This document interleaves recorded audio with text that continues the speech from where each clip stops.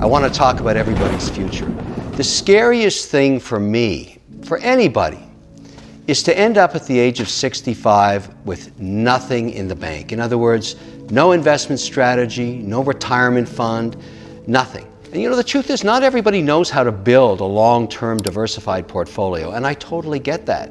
You know, I was really stunned during the whole pandemic thing in March and April when I found out, when we did the whole PPP payroll loan thing, how many of the people in my organization, my employees, and other supply chain entities that I work with, you know, all those people in their 20s and 30s, nothing put aside for the future.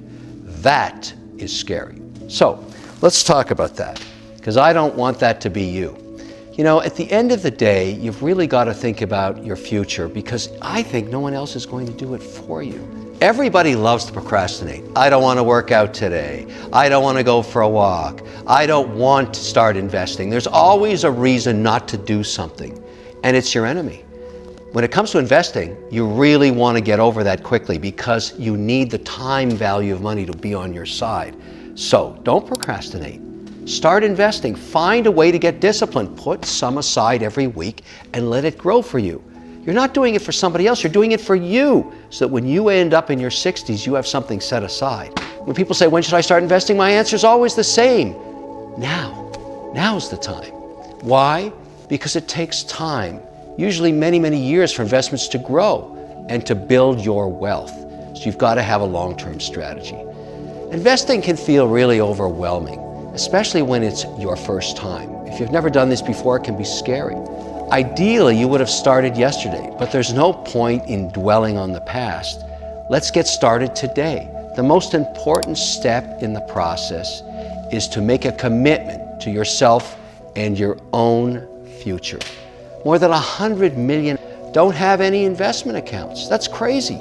That's 1/3 of the population doing nothing for retirement, doing nothing to grow their wealth. Huge problem. You don't want to be one of them.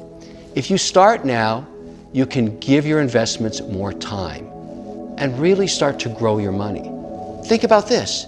If you invest $100 a week, every week, not just saving, but investing, assuming markets generate growth similar to the past 30, 40 years, which has been roughly around 8%, and you invested in a diversified portfolio and reinvested your dividends, you could have $1.5 million in the bank in 40 years with just $100 a week. Is that too hard to do? The longer you wait, the less you will have in retirement. So it's best you get started right now. Let's talk about the challenge of doing it.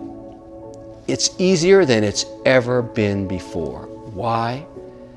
Because a lot of technology exists to help you out. It's easier than before because you don't need to know a lot about investing to be an investor. Too many people seem afraid to invest because they don't feel like experts.